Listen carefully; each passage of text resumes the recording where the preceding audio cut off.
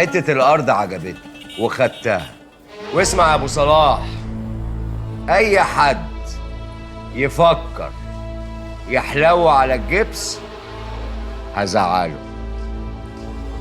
واقفل بقى أبو صلاح علشان في واحد عزيز عليا دخل ومأخر كلمة سلام عليكم لحد ما أخلص المكالمة. سلام. قفلت؟ سلام عليكم. وعليكم السلام ورحمة الله وبركاته. اتفضل.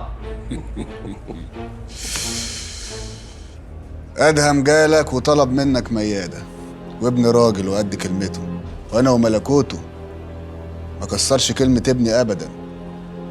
فتعالى بقى نجيب العيال على جنب ونخلي اللي بينا. طالما هو عايز وهي عايزة وانت قلت له خلي ابوك يجيني، فديني جيت لك اهو يا عم، وبطلب منك ايد ميادة لابني أدهم. عارف يا جرحي، وعرض اختي انا الف الدنيا دي كلها بصباعي الصغير ده، واجي عندك انت وقدامك واتلخبط في جدول الضرب. دايما بتعمل اللي انا ابقى متاكد ان انت مستحيل تعمله. انا لما قلت لادهم ابعت ابوك، اخر حاجه كان ممكن اتخيلها ان انت تتحرك من مكانك او تيجي، وعلى بلاطه كده ما كنتش عاوزك تعملها عشان تبقى المشكله عندك انت مش عندي. وانت بتحب الكلام الكتير ليه والمروح والمجي؟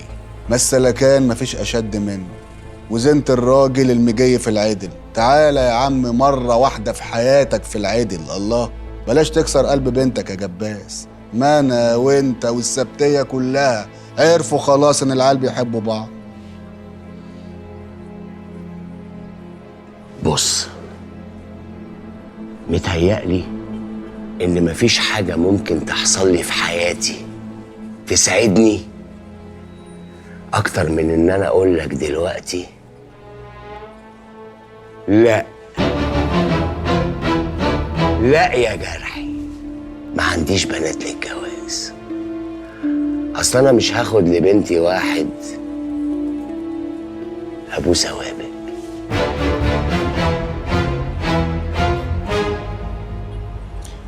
طب وملكوته؟ كان ممكن اسمع لك كل الكلام اللي انت قلته ده اول ما دخلت عليك المكتب. اصل انا قاريك يا جباس اكتر ما انت قاري نفسك. بس انا ابني عندي بالدنيا، والناس طباع. خد بالك يا جباس، ربنا يكفيك شر البت لو حبت واد وما طلتوش، تلاقيها بتفكر فيه طول عمرها وتحلم بيه وهي لا مؤاخذة نايمة، وتفضل دماغها مشغولة بيه حتى لو اتجوزت بعدها عم المعلمين. وأقول لك المصيبة الأوسخ بقى، الراجل اللي أنيها بيبقى عارف إنه هو مش مالي عينها. صدق دي؟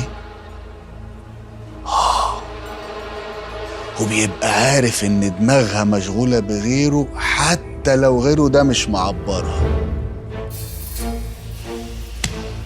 يلا، هي كده طيبة، وأنا كمان مرضلكش تناسب واحد رد سجون.